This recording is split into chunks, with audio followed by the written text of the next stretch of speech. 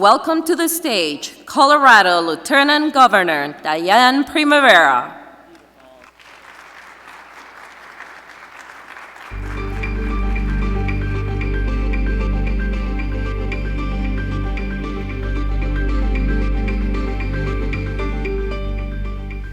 Well, good morning, everyone, and thank you all for having me here today, and welcome to Denver. My name is Dianne Primavera, and I have the privilege of serving as the Lieutenant Governor of the great state of Colorado. So I'm pleased to welcome you here to Denver for such an important and impactful event.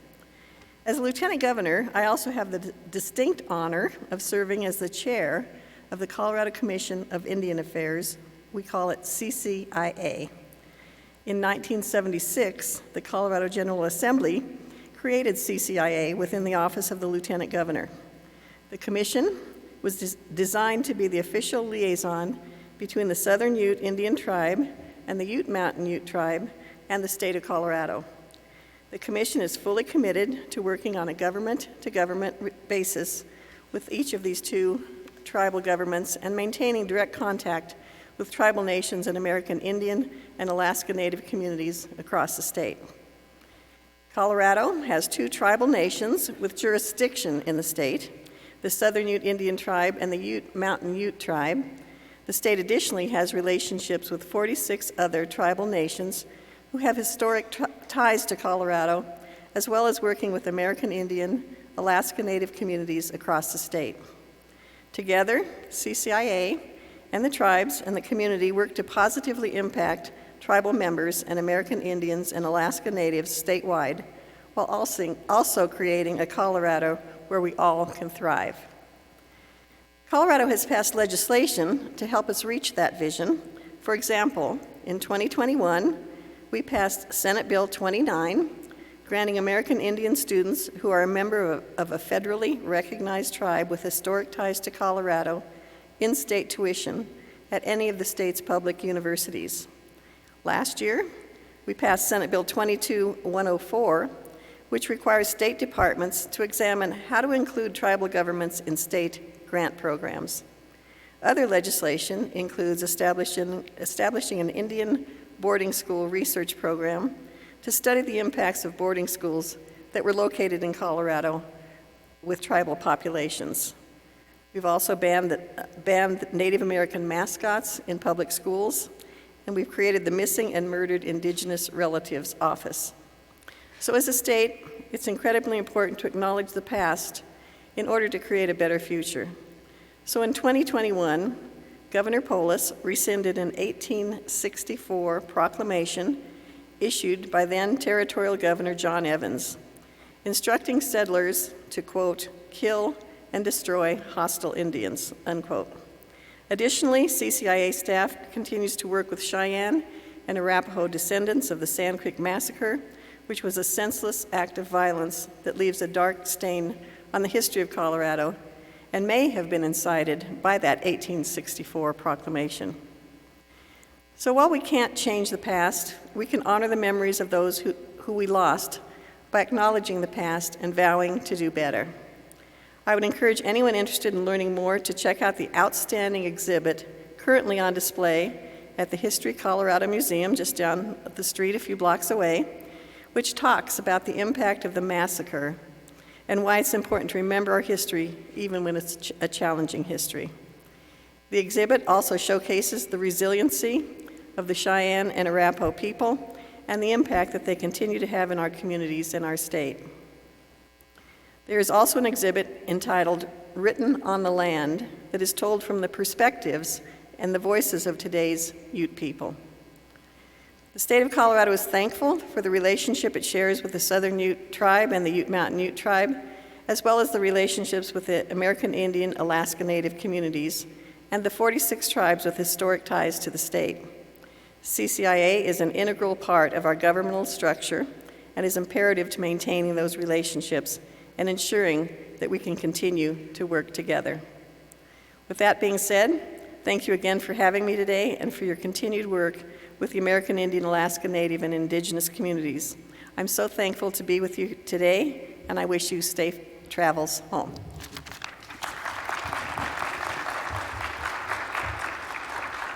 Please turn your attention to the screens for a message from United States Secretary of the Interior, Deb Haaland.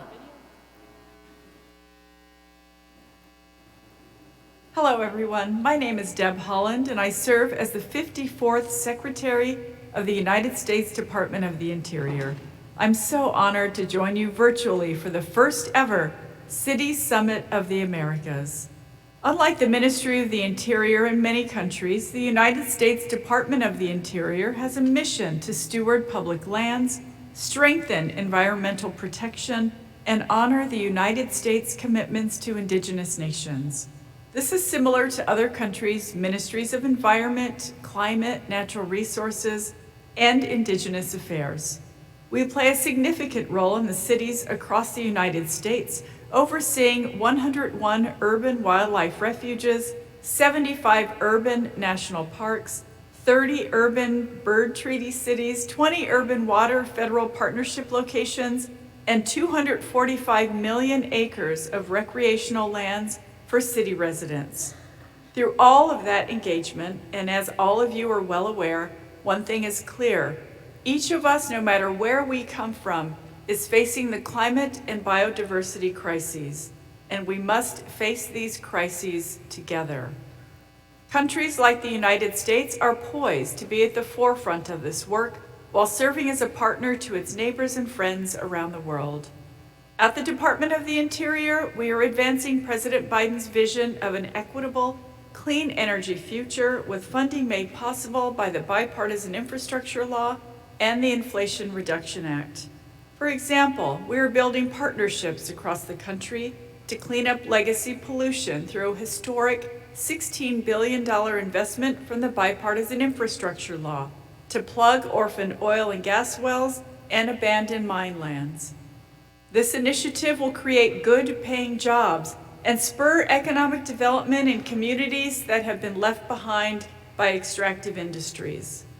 Collaborative, locally led conservation is a priority in our climate efforts through President Biden's America the Beautiful initiative, which strives to restore, connect, and conserve 30% of our lands and waters by 2030.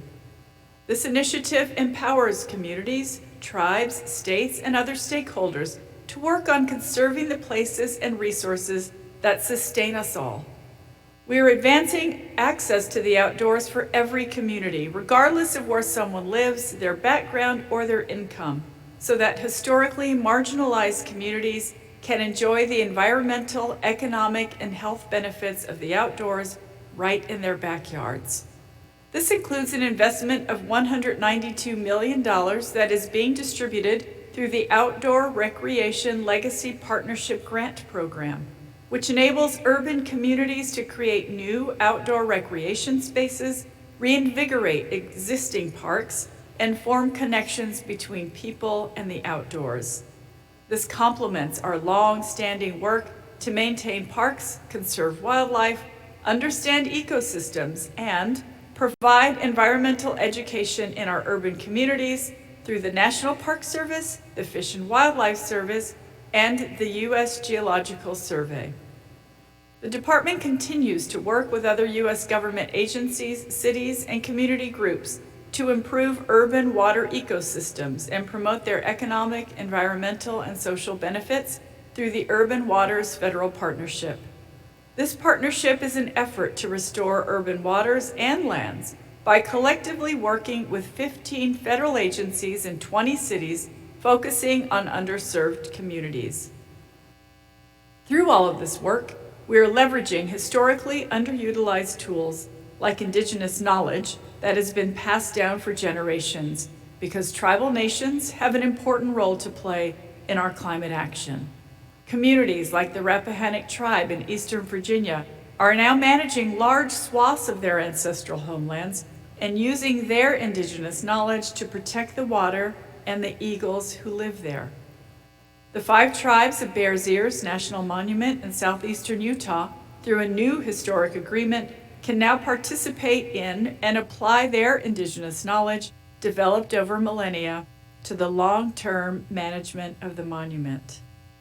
These are just a couple examples of the 20 co-stewardship agreements with tribes that the Biden-Harris administration has already signed, with many more to come. As we address the challenges that impact cities across the globe, it's clear that there are opportunities everywhere to get cities and the communities they support involved in ways that benefit all of us from the ground up. I'm so proud of the work this department is accomplishing alongside so many of you in this room. But our administration knows that there is more to be done as we face this critical turning point in our fight for a better world for all of us.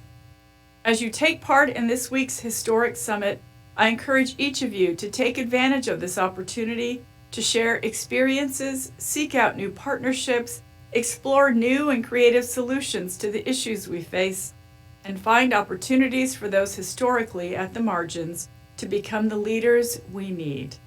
Know that throughout all this work, the Department of the Interior is your partner. Thank you so much for welcoming me here today. Enjoy the rest of the summit.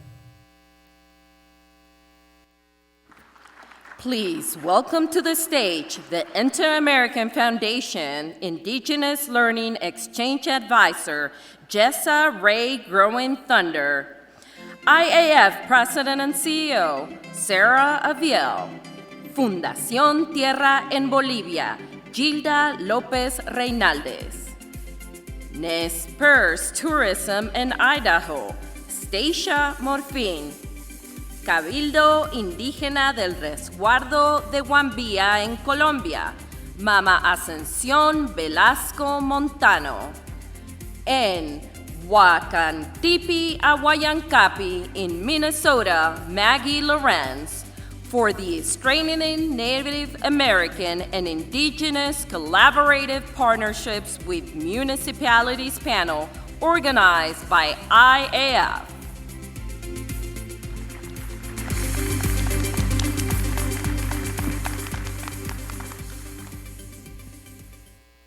Matakiapi, Hihani Washte, Shokina Duza Hawia Imakapi, Chante Washti Chujapi. Good morning, good morning, good morning, my relations. How are we all doing this morning? Oh, I think we could do a little bit better than that. How are we all doing? Wonderful. My name is Jessa Ray Growing Thunder. I come from the Fort Peck, Assiniboine, and Sioux tribes of northeastern Montana. I am the Indigenous Exchange Advisor at the Inter-American Foundation. Now behind me you're going to see some really great footage of the IIF's Indigenous Exchange Program, which provides a forum for tribal nations in the U.S. and Indigenous communities in Latin America and the Caribbean to come together, to connect, share experiences and ideas, and ultimately work on sustainable collaborations. The exchange works to advance Indigenous and tribal relations, community and economic development, trade potential, and cultural education outreach. The IAF is honored to host this morning's panel on Native American and Indigenous partnerships with localized municipalities. Now, this diverse panel of leaders here today are going to be talking about how their organizations and projects benefit not only Indigenous communities, but extended communities and involved stakeholders. They're going to highlight how their organizations develop collaborative partnerships with the municipalities that promote economic opportunities, community prosperity, and various aspects of community health. Now, you're only going to be getting brief highlights from the communities and organizations represented here today. So I really encourage each and every one of you to connect with these panelists after this morning's session to hear more about all of the exciting work they are doing. Gilda Lopez is an Indigenous Bolivian representative from the local organization Fundación TIERRA. She's an expert in participatory budgeting, which is a civic engagement practice that improves trust between governments and their constituents.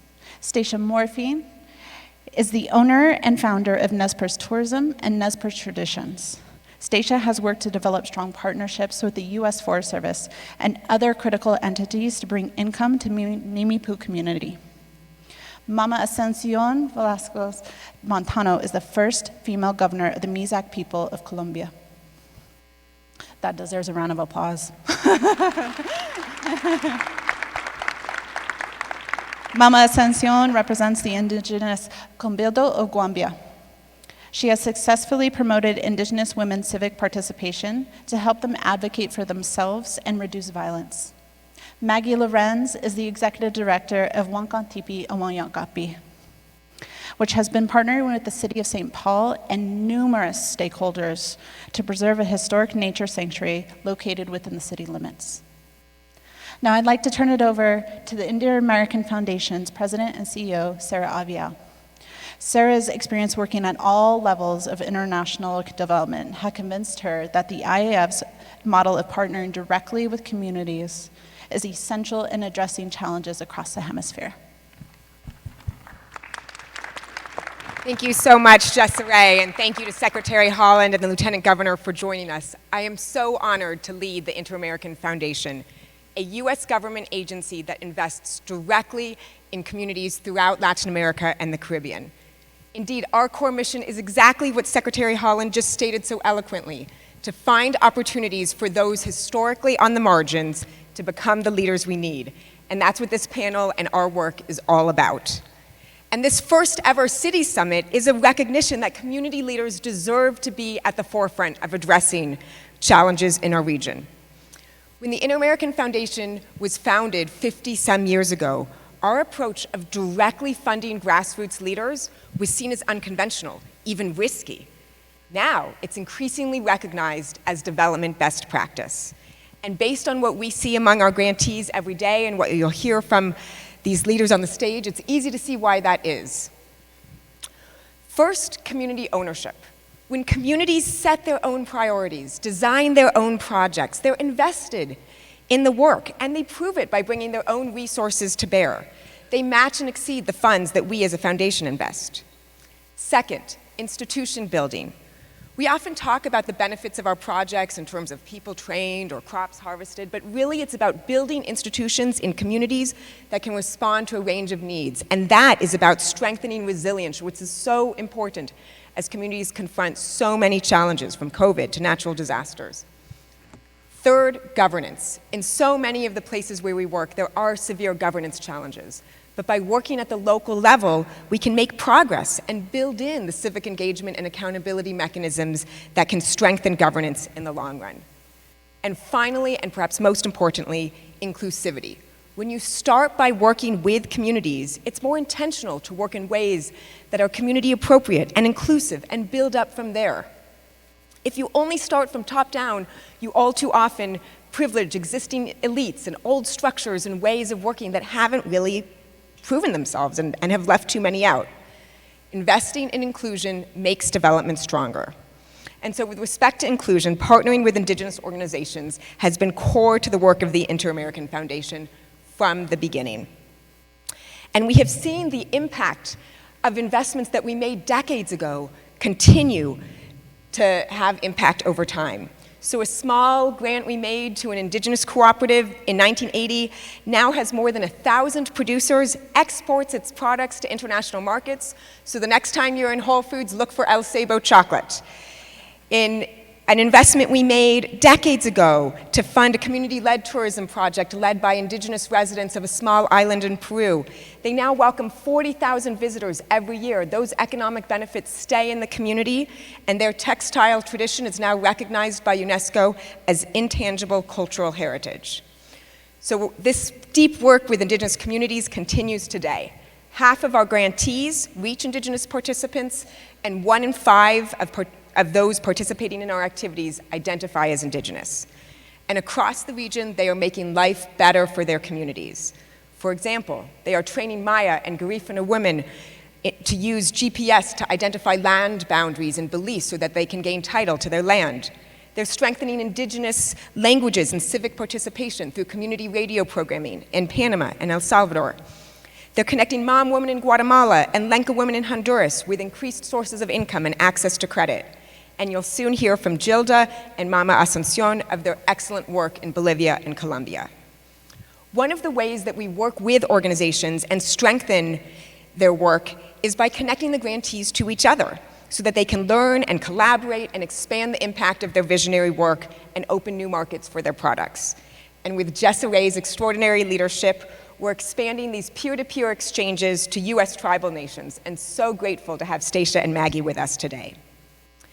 Now, while we've made huge progress in recognizing that the best development is led by communities, we still have a long way to go to make sure that the investments catch up with that reality. Less than 5% of development assistance goes to local entities, and a fraction of that to community-led organizations. From poverty to migration to environmental destruction, these global challenges are felt most acutely at the local level, and we need to empower and fund local solutions. So our message here is simple. Partner with the people most affected by the problems. They come up with the most effective and inclusive solutions. And one way of partnering with communities is to partner with the Inter-American Foundation. We fund more than 400 community-led projects across 27 countries. So if you're curious about how to engage with us, we're going to be at Innovation Plaza at 11, launching a new entrepreneurship challenge. If you are here representing a community-led organization, reach out to partner with us. We're always looking to fund the best ideas. Sadly, we're only able to fund a tiny fraction of the proposals that we receive. So if you're a funder, consider funding us or co-funding our grantees. If you're a government official, please reach out to local civil society in your community. They can help extend your reach and improve your programs. And if you're in any role to influence policy, which everyone here is, remember, stress that local angle and the importance of civil society in your policy recommendations and advocacy. So let me just conclude by saying that only by working through local community leaders like the extraordinary ones on this stage will we address the regional challenges we're discussing at this summit in a way that's equitable and empowering of diverse communities. And with that, I'm so honored to turn it over to Gilda to hear about her extraordinary work with Fundación TIERRA. Gracias, Sara. Bueno, yo quiero saludar en mi idioma nativo, Muy buenos días a todas las autoridades gubernamentales y representantes de pueblos indígenas acá presentes. Quiero agradecer a la Fundación Interamericana por haberme invitado a este importante espacio para poder compartir algunas experiencias que estamos trabajando con el apoyo de la Fundación Interamericana en Bolivia. Yo soy una mujer de origen quechua, vengo del departamento de Chuquisaca en Bolivia, trabajo en una institución denominada Fundación TIERRA. Es una organización sin fines de lucro que trabaja principalmente en temas de desarrollo rural sostenible con comunidades campesinas y pueblos indígenas en todo el territorio nacional. Pero antes de entrar a compartirles la experiencia, me gustaría contextualizar los dos municipios donde estamos trabajando con iniciativas de las comunidades con el apoyo de la Fundación Interamericana. Son dos municipios de los más de 300 municipios que tiene Bolivia. Un municipio es Sudáñez, en una zona de los valles en Bolivia, y el otro municipio es Tiwanaku, en el altiplano boliviano. Sudáñez, por un lado, es una zona quechua con un tipo de organización sindical, y Tiwanaku es una zona del altiplano aymara con una organización originaria de los ayllus. Como verán, los dos municipios son diferentes, ¿no? Diferentes territorialmente, pero con las mismas dificultades, con las mismas necesidades, al igual que muchos municipios rurales en Bolivia, ¿no? Entonces, particularmente yo les voy a compartir la experiencia que hemos tenido con el municipio de Sudáñez, de donde yo también vengo, ¿no? En Sudáñez, el logro más importante que se ha conseguido con las comunidades, del cual me incluyo yo también al ser originaria quechua, es haber logrado duplicar el presupuesto municipal destinado al desarrollo agropecuario. Esto tomando en cuenta que en gestiones anteriores se designaba tan solo un 3% a este sector, ahora se designa un 8% como mínimo establecido legalmente, ¿no? Entonces, creo que para nosotros eso ha sido fundamental porque es algo muy significativo para las comunidades. Entonces, esto seguramente se preguntarán ustedes también, ¿cómo lo hemos logrado? ¿No? Eso creo que es la pregunta. Y pues nada fácil, ¿no? Como en todo, hay dificultades, aciertos y creo que para nosotros ha sido fundamental el haber dado cumplimiento a dos normativas vigentes en mi país. Por un lado, la Ley de Revolución Productiva Comunitaria, tomando en cuenta que el municipio de Sudáñez, la mayoría de su población se dedica a la agricultura familiar. Por otro lado, la Ley del Sistema de Planificación Integral del Estado, donde establece todas las etapas de planificación participativa. Estas dos normativas dan lugar al nacimiento de una organización a nivel municipal denominada Consejo Económico Productivo Municipal. Así está denominada en la Ley de Revolución Productiva Comunitaria. Y para nosotros creo que esta organización es clave para poder haber logrado lo que les mencioné anteriormente, debido a que esta organización, a la cabeza de esta organización, se empieza a trabajar en un diagnóstico del estado de situación de las comunidades de este municipio, ¿no? Entonces, como verán seguramente la sociedad civil tiene una serie de necesidades, ¿verdad? Entonces un abanico de necesidades surgen de este diagnóstico y esta organización se pregunta ahora, ¿quién da respuestas a estas necesidades?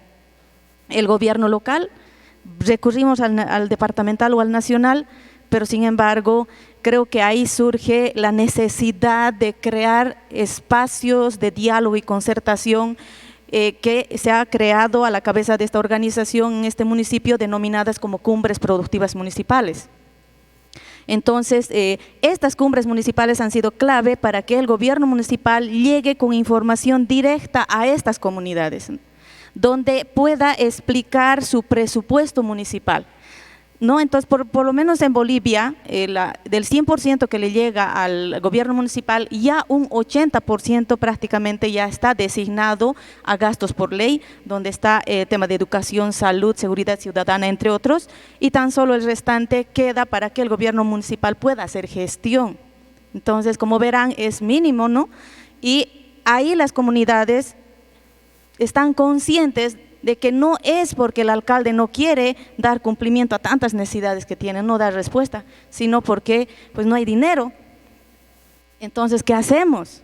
¿Seguimos exigiendo al gobierno local? Creo que ahí esta organización empieza a pensar e indica de que no, creo que en vez de exigir hay que plantear propuestas, ¿no? Propuestas.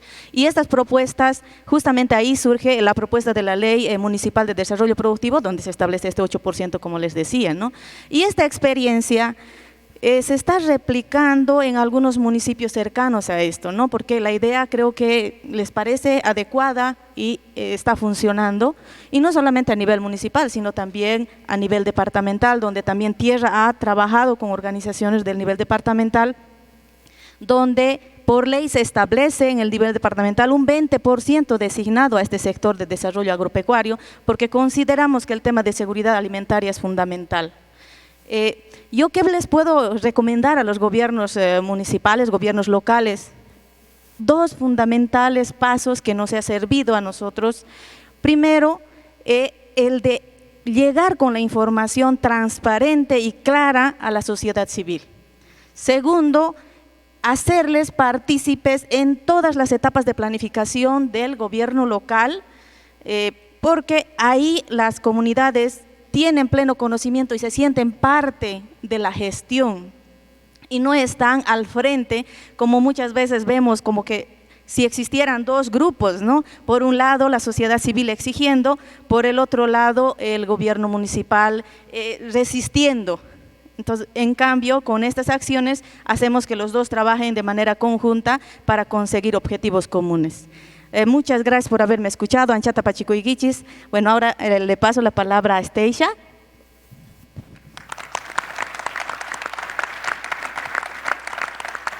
First, I would like to start off by saying, Imakis Katsiaya Nunum Haniwat. Thank you, Creator, for allowing us this opportunity to gather together. Tatsmewi, Inam Waniktwas Kusnim Kasnuat. Good morning. My name is one who takes care of water.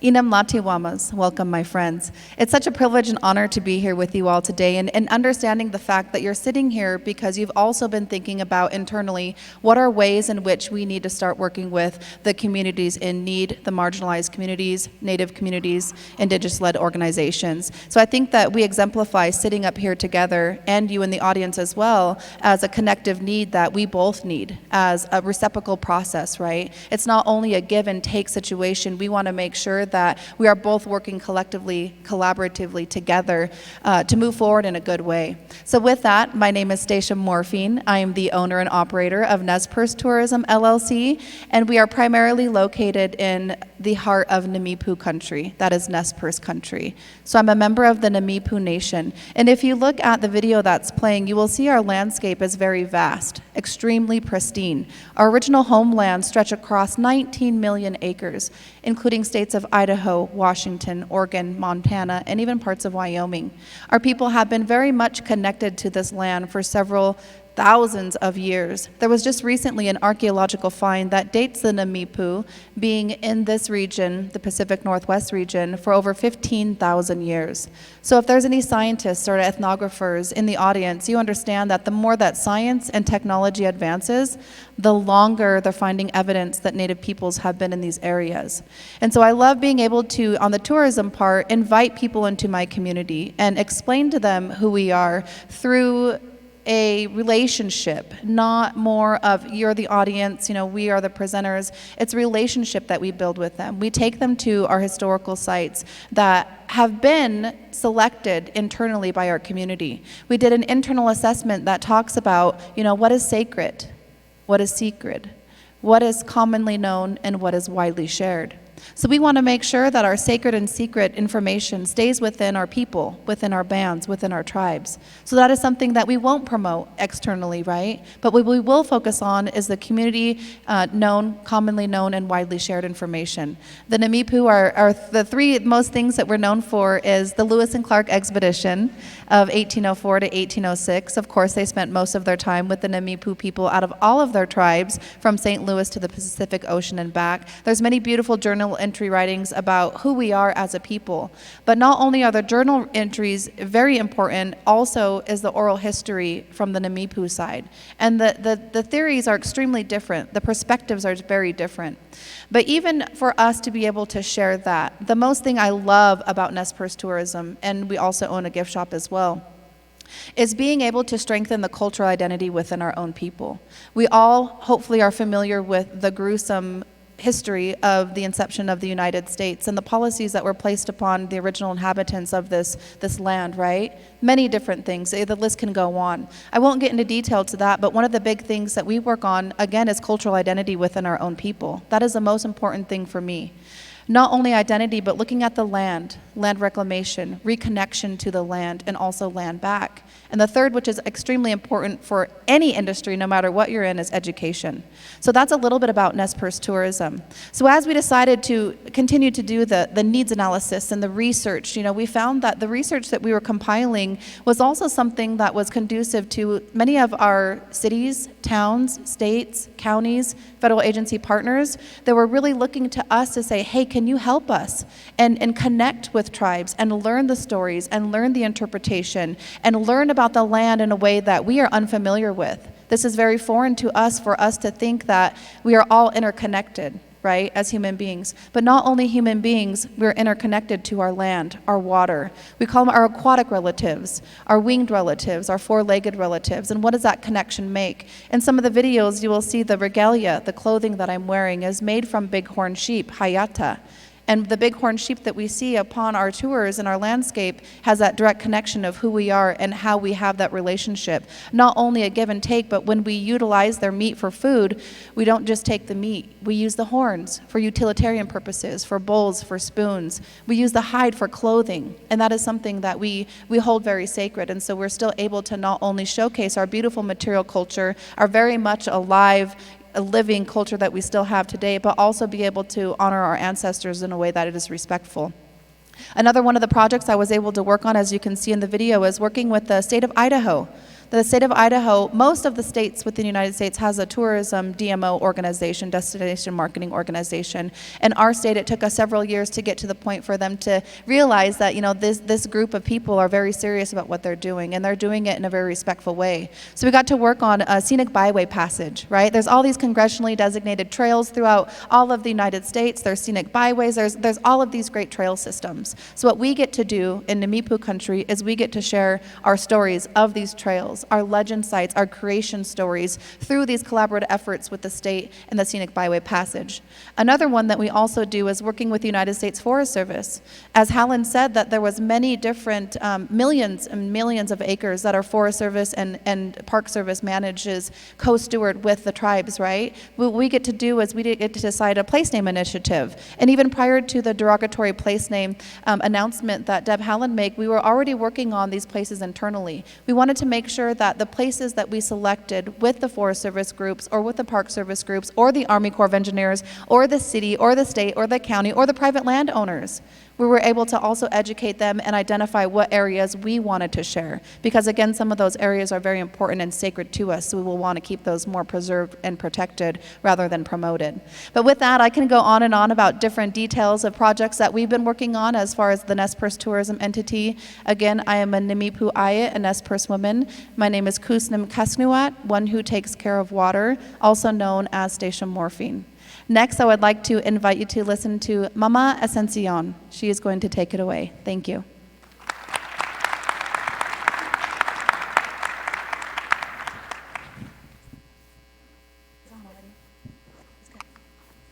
It's good. It's on. Just start talking. Mayelan, Pachitegen, Chinram, Namuy, Wamyu. Muy buenos días para todos y todas. Un saludo espiritual, de hermandad y de unidad desde el pueblo Misak y del movimiento AISO. Mi nombre es Ascención Velasco Montaño, vengo del departamento del Cauca, Colombia. Para compartir nuestro proceso del pueblo Misak, pues agradecer a la Fundación Interamericana por invitarnos a este proceso tan importante. Para contar nuestra historia, pues siempre es importante tener en cuenta el proceso que han tenido nuestras mayoras en la lucha. En los años 60, 70, tuvieron una iniciativa muy importante desde nuestro pueblo, unir con otros pueblos originarios para luchar en la reivindicación de los derechos que en esos momentos eran muy vulnerados. Y con esa unidad pues se logran participar en la reconstrucción de la Constitución Política del 91. Y desde ese momento el pueblo Misak se construye un plan de vida que es muy diferente al plan de desarrollo de los gobiernos locales. Y de ese plan de vida pues contiene sus programas y sus proyectos. Y desde ese momento yo empiezo a participar en el camino de la construcción del plan de vida en el área de salud como promotora. Y en ese recorrido, como promotora en el territorio, encuentro muchas fortalezas, pero también muchas debilidades. En ese sentido, las debilidades que encontré, había mucha violencia intrafamiliar, en donde me trajo a colación en mi mente lo que me pasó en mi infancia. Entonces, en ese momento, pues empecé a trabajar con las familias, por lo menos a orientar de que la violencia intrafamiliar afecta a los niños y especialmente a la mujer. En ese recorrido del tiempo, las autoridades nos capacitan, nos informan, empiezo a participar en instituciones externas como en el tema de los derechos de la mujer, equidad de género, y voy conociendo esos procesos, aunque los mayores no estaban de acuerdo. ¿Por qué? Porque es algo que en el pensamiento del MISAC, pues siempre hablan de la dualidad, pero yo decía, conociendo lo externo, fortalece lo interno. En ese sentido, en el 2013, la comunidad me elige como gobernadora del resguardo indígena de Guambia, como decía ahí en la presentación. En ese momento, el mayor historiador MISAC me va diciendo, ¿no? Hace más de 333 años no había llegado una mujer a ese cargo.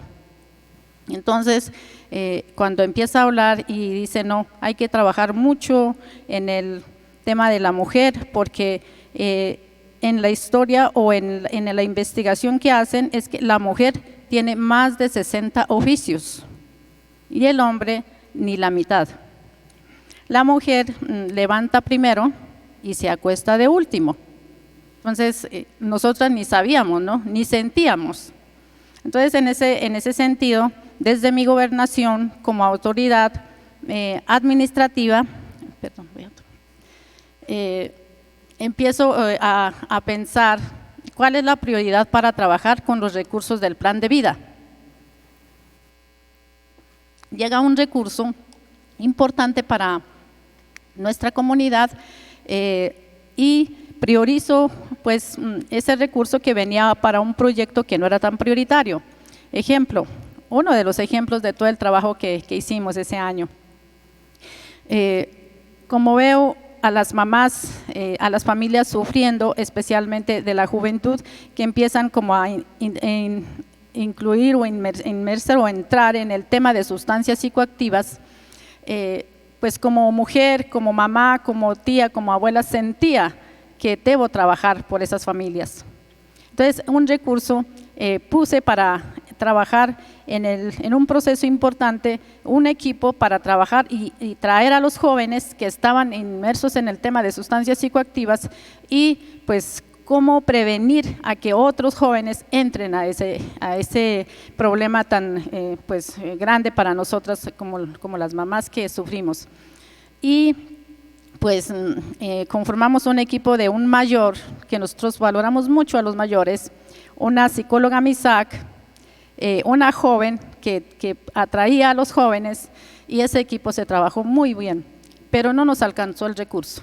Y ese recurso, pues para poder trabajar, fui a la alcaldía y dije necesitamos más recursos para trabajar. Y el alcalde también estaba sentido ese problema, pues apoyamos, cofinanció en este proceso. Y por esa razón, pues siempre invito a los gobiernos gubernamentales que pues tienen que conocer la problemática social desde la base para poder financiar esos proyectos en los planes de desarrollo y en los planes de vida que tenemos nosotros. Coordinar, articular alianzas con organizaciones gubernamentales y no gubernamentales para realmente solucionar esos problemas. Es la invitación que hago como mujer. Siempre digo eso a mis autoridades y especialmente en el tema de la mujer, pues a veces como que no nos tienen confianza. Hasta el momento hemos pasado 4 gobernadoras y tenemos una alcaldesa en este momento por primera vez en el municipio de Silvia, y hemos articulado los procesos de gestión y articular pues todo el proceso social que nos, digamos una problemática que siempre nos ponen a pensar cómo buscar las soluciones, y es articulando, uniéndonos, y pues invito a ustedes como organizaciones que están acá trabajar en conjunto y no pues pensando en ustedes, sino en una solución colectiva. Muchas gracias, bye bye. Paso a la compañera Maggie.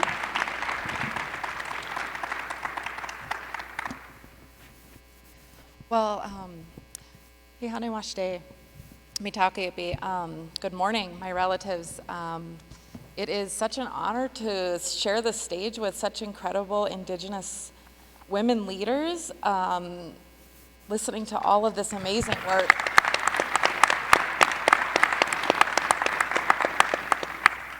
My name is Maggie Lorenz. I am a Dakota woman living and working in my homelands in St. Paul, Minnesota.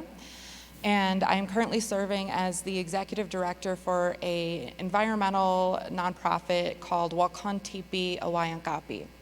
And in our Dakota language, that means the ones who care for or take care of, watch over Wakan Tipi, which is a Dakota sacred site that spans 2 city parks in the urban core in St. Paul, Minnesota.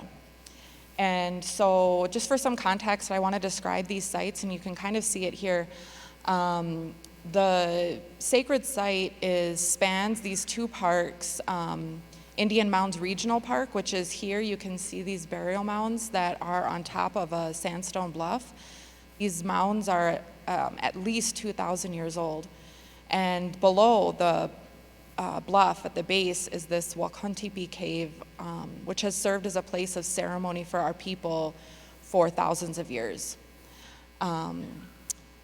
Our organization has been partnering with the City of St. Paul on a number of different projects at this site for a couple of decades, but one of our major accomplishments is that we recently became Native-led. So the organization wasn't founded as a Native American-led initiative. It was a group of non-Native environmental professionals who wanted to bring resources to this community on the east side of St. Paul.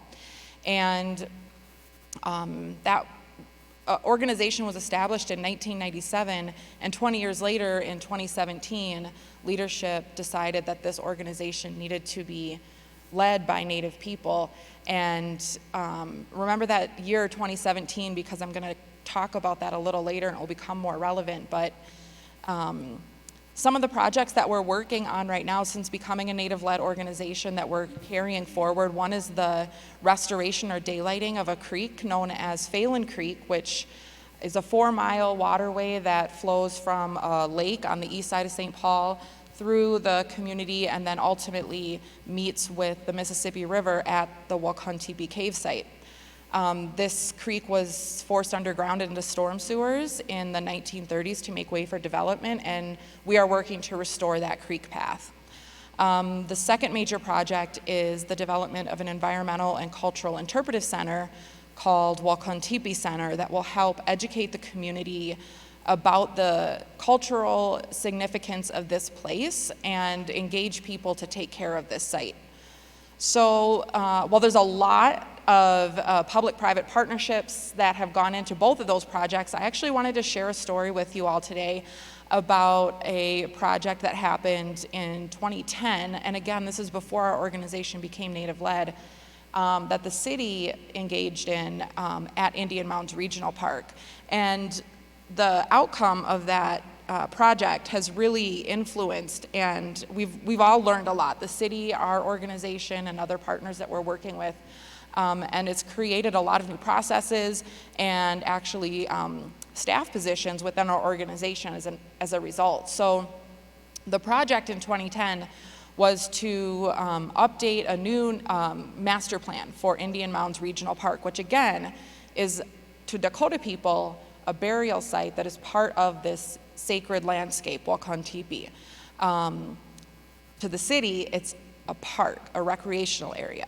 And so in 2010, the city did their natural, normal community engagement efforts, which did not, unfortunately, reach deep enough into the Native community and to Dakota tribes to really get the feedback about the initiatives that they were hoping to undertake.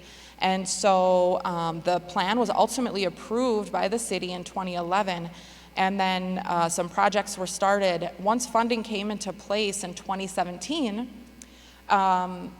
they started working towards implementing a splash pad play area at this sacred site, Indian Mounds Regional Park, and received a lot of backlash from the Native community and the tribal communities and nations. And so after that happened, that led into about 5 years of really incredible community engagement and partnership between the local Indigenous urban community and the 4 federally recognized Dakota tribes in the state of Minnesota. And the collaboration has been working so well that we have been trying to figure out how do we solidify this partnership and this collaborative relationship. And so this is something that I wanted to share with you all today, and something that is a best practice and a model that we're working to develop in the city of St. Paul. And so what we're doing is really has 3 key elements. First is the development of a memorandum of understanding between the city of St. Paul and the tribes whose homelands they're on, which are the Dakota nations and the Dakota tribes in Minnesota. This memorandum of understanding will really delineate what are the cultural areas in the city limits, and how does the tribes want to be engaged with the city? What is the process for the engagement? So that's the first thing, is the MOU. The second thing is developing and drafting a co-management agreement so that the tribal communities, the nations, as well as the urban indigenous communities can have more say and input in how those lands are managed. And the third piece is a really critical piece, that is the development of a cultural resource management position and liaison to the Dakota communities that will really help broker and kind of serve as an intermediary between the tribes and the city. And we really had a lot of conversations between the tribes, our organization, and the city about where we would house this position. And for our community and in our situation, the best place we decided to do that was at our organization, Wakan, Tipi, Awanyankapi, because we were a trusted partner both from the city and from the tribes. And so we also knew that this would be a consistent source of funding, that we would continue to fundraise for it. It wouldn't be subject to having funds cut at the city level. So these are the three strategies that I think are really working well for us in the city of St. Paul that I wanted to share with you. And again, I want to thank you for taking the time to hear all of us today, this morning, and thank you for being here.